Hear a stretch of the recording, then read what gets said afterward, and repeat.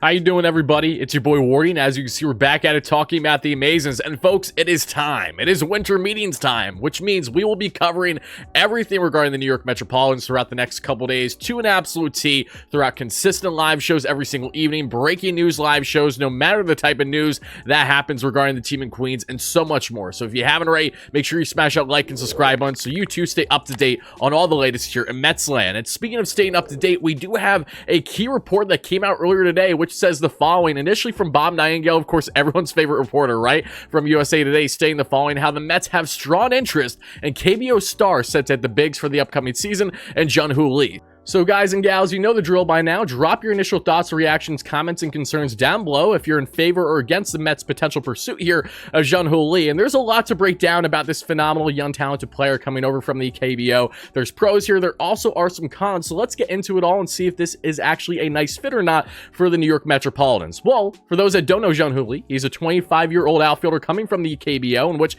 he has been their version of Tony Gwynn. He has been a phenomenal slap hitter, batting from the left side that goes all over the place, spreads the field, elite defense, a 5-time Gold Glover there in their version in the KBO, a Rookie of the Year when he first made his debut in the KBO, MVP back in the 2022 season, in which he put up a phenomenal stat line. There's so many things to like about Jung-Hoo Lee, who will be officially posted in the coming days, and then whichever team looks to acquire him will have 30 days from that point on to acquire him, which is 15 days less than you would have with, say, a guy coming over from the MPB like Yoshinobu Yamamoto, for example. So there's a further urgency to acquire Lee, be involved in his market and fast, because his market is not going to take long to not only solidify, but for him to land somewhere. So now let's get into, okay, this guy's a phenomenal bat. He also looked fantastic in a limited sample size in the WBC this year, representing Team Korea, having some big hits against top talents like Yu Darvish, among others. There's just so many qualities of his game that are appealing, from a plus defender, a plus batter, a plus OBP guy.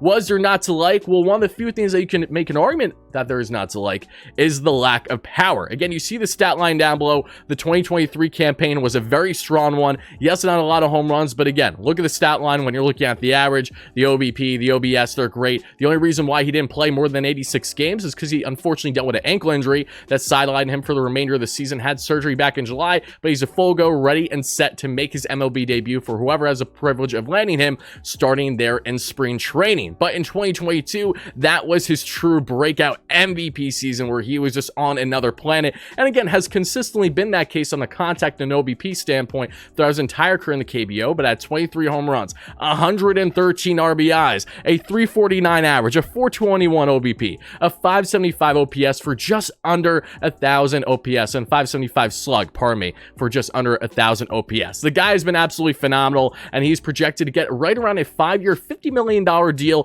to whoever signs him, which is more than affordable for a Mets team that is focusing not only on 2024, but beyond. But again, the lack of power here. Why are the Mets having interest in someone like Jung-Hoo Lee? As I made the arguments, the reason why I feel we haven't seen any connections to this point, reportedly, up until today, is because it would make sense for the Mets to not only try to improve their infield, outfield defense, but also the power in the corner outfields. And while they can certainly still try to do that, depending on the lack of ability Marte may have for the upcoming year, if, say, they want to add more power to right field or left field, one of those positions may very well go to Jung-Hoo Lee, who of course can play in center, but you're going to keep Brandon there for now. That's why you're paying him the big bucks. Lee, who has certainly been a plus defender and a great contact bat, has lacked that power so far in his career, but David Stearns has reiterated adamancy for the Mets, and not only addressing plenty areas of need, starting with the rotation, the bullpen. They both need full on hauls, but also offensively, yes, they need to add there, but defensively is something where the Mets struggled mightily last year, and we know defense can win games for you, especially if you have elite defense in the corner outfields, which is what Jung-Hoo Lee is projected to give you. So while he doesn't necessarily have the power bat that a lot of fans may be looking for, and there's rightful arguments, so trust me when I say I understand the pros and the cons of both sides here, why does Lee make a lot of sense? Because of all the things I just listed, but also his age at 25. This is a guy that, should you stay signed to a 5-6 year deal, will only be 31 or 30 by time that reaches its conclusion. So if you're a Mets team that's focusing not only at 2024, but beyond, he checks off those boxes, eerily similar to a Yoshinobu Yamamoto, and is all right checking off boxes long-term for this rotation at the young age of 25 as well. So again, I understand the pros and cons to this situation completely, but there is no denying that Jung-Hoo Lee has been one of the best best contact bats in all of baseball today. There's a reason why they label him as a Tony Gwynn over there in the KBO, and now he's going to be taking these talents here. And I don't know about you, while I definitely want to see this Mets team add more power, I'm never opposed to guys that are not only great contact and OBP gains, but especially from the left side of the plate. The Jeff McNeils, the Brandon Nimmos at their best that know how to spread oppo, which I know McNeil struggled mightily with this past year, but if you can get back to that as well, oh my goodness, my God, my gracious, is that appealing to watch and witness?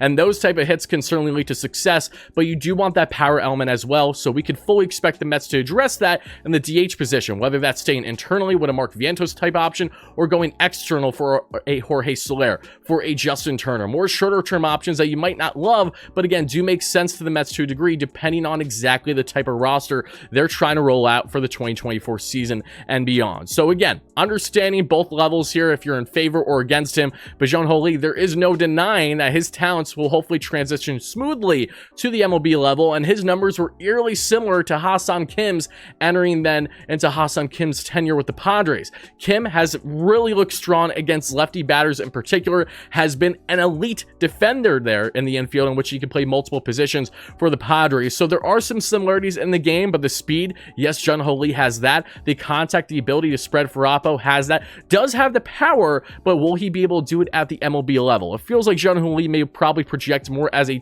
10 to tops 15 home run guy while giving you elite OBP north of 400, contact trying to hopefully sit in the 300 area, which is what McNeil and Nimmo at times are known for.